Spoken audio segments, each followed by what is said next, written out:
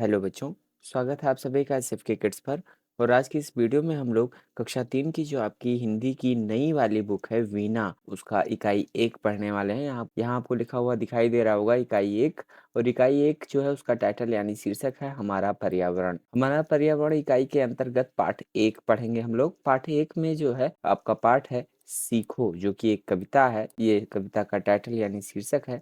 तो हम सबसे पहले इस कविता को पढ़ेंगे और इस कविता को पढ़ने के बाद इसके जो प्रश्न होंगे उनके उत्तर भी हम लोग करेंगे। यहाँ आपको लिखा हुआ दिखाई दे रहा होगा आनंदमयी कविता। तो आइए इस पाठ को पढ़ें। हम इस पाठ को पढ़ना प्रारंभ करें उससे पूर्व आप सभी लोगों से विनम्र अनुरोध है कि अगर आपको वीडियो अच्छा लगे तो आप लोग वीडियो को लाइक कीजिए, चैनल को सब्सक्राइब कीजिए और साथ ही साथ कमेंट बॉक्स में अपनी प्रतिक्रिया अवश्य दीजिए। फूलों से नित हंसना सीखो, भंवरों से नित गाना, तरुकी झुकी डालियों से नित सीखो शीश झुकाना। सीख हवा के झोंकों से लो कोमल भाव बहाना, दूध तथा पानी से सीखो मिलना और मिलाना। सूरज की किरणों से सीखो जगना और जगाना, लता और पेड़ों से सीखो सबको गले लगाना। दीपक से सीखो जितना हो सके अंधेरा हरना, पृथ्वी से सीखो प्राणी की सच्ची सेवा करना। जलधारा से सीखो आगे जीवन पथ में बढ़ना, और धुएं से सीखो हरदम ऊंचे ही पर चढ़ना। तो ये तो थी कविता, इसे लिखा था श्रीनाथ सिंह ने।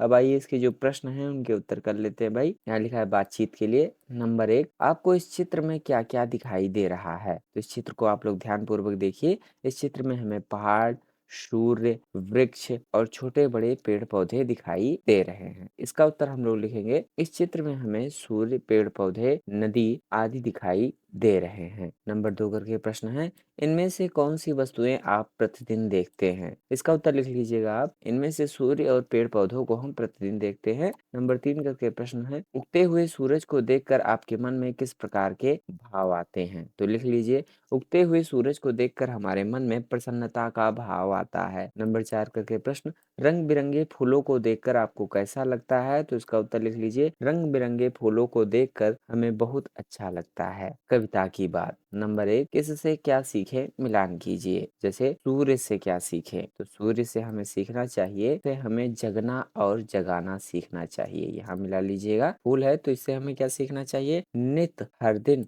हंसना। यहाँ हंसना से मिला लीजिए। अब दीपक से क्या सीखना चाहिए हमें? दीपक से हमें अंधेरे को हरना या अंधेरे को दूर करना सीखना चाहिए। तो भंवरे से हमें क्या सीखना चाहिए? भंवरे से हमें सीखना चाहिए गीत गाना। भंवरे से हमें गीत गाना सीखना चाहिए। झुकी हुई डालियां हैं तो झुकी हुई डालियों से हमें क्या सीखना चाहिए? तरुकी यानी पेड़ की झुकी हुई डालियों से हमें जो है शीश झुकाना सीखना चाहिए। जलधारा से हमें क्या सीखना चाहिए? तो उसको मिला लीजिए, जीवन में सदैव आगे बढ़ना। नंबर 2 करके प्रश्न है, कविता में किससे सीखने की बात आपको सबसे अच्छी लगी? उसका चित्र बनाइए और नाम लिखिए। जैसे इसमें कविता में कहा गया है कि फूलों से हंसना सीखो, भंवरों से गाना, और जो पेड़ है उनकी झुकी हुई डालियों से शीश झुकाना सीखो, हवा के झोंकों से कोमल भाव को बहाना सीखो, और दूध और पानी से मिलना सीखो। यानी इस प्रकार से जो है इसमें बताया गया है। तो आपको इनमें से किससे सीखने की बात अच्छी लगी? जैसे मान लो आपको फूलों से सीखने की बात अच्छी लगी, तो यहाँ आप जो है फूल बना लीजिए, नाम लिख लीजिए। और फिर उसके अलावा मान लो आपको दीपक से सीखने में अच्छा लगा, तो यहाँ दीपक का चित्र बना लीजिए और यहाँ दीपक लिख लीजिए। नंबर 3 करके प्रश्न है, पढ़िए और बताइए कि यह भाव कविता की किस पंक्ति में आया है?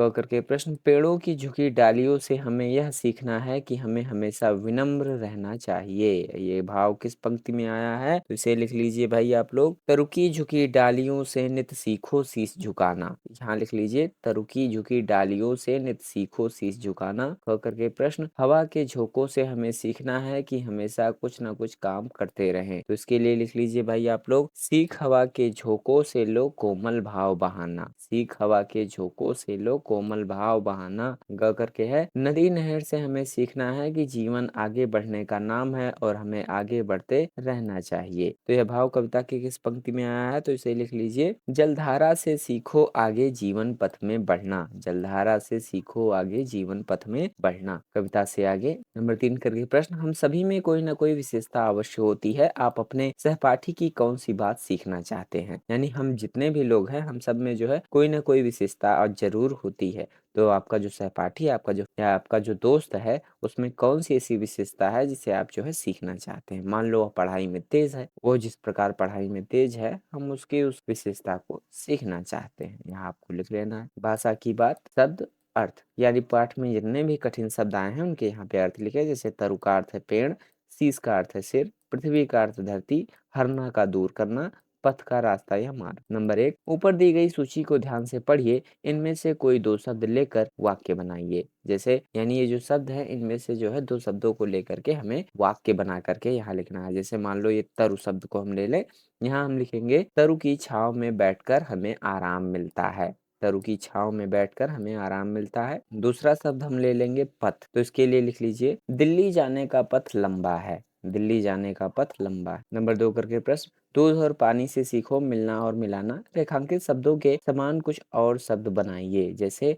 हंसना और हंसाना, खाना और खिलाना। तो यहाँ लिख लीजिए गाना और गवाना। यहाँ लिख लीजिए भागना और भगाना। यहाँ लिख लीजिए सोना और सुलाना। और यहाँ लिख लीजिए पढ़ना और पढ़ाना। नंबर 3 करके प्रश्न, छोटा स और प वर्ण से प्रारंभ होने वाले शब्दों को कविता से खोजकर लिखिए।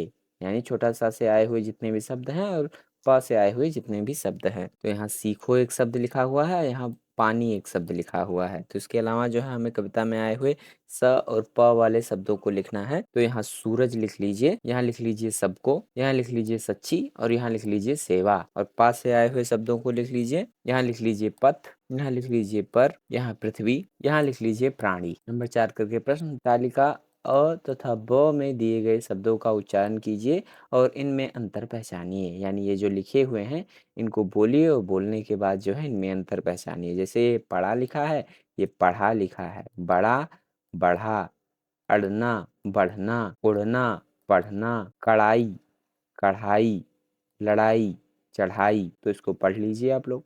बूझो तो जाने, अब ये पहेलियां लिखी हुई हैं, इसको जो है आपको बूझना है। एक फूल एक फल है भाई, दोनों मिलकर बने मिठाई। बिना बाल की पूंछ लिए वह भाग रहा है, सब सोते वह रात रात भर जाग रहा है। काट काट कर कागज कपड़े खुश होता है और धरातल के नीचे घर में सोता है।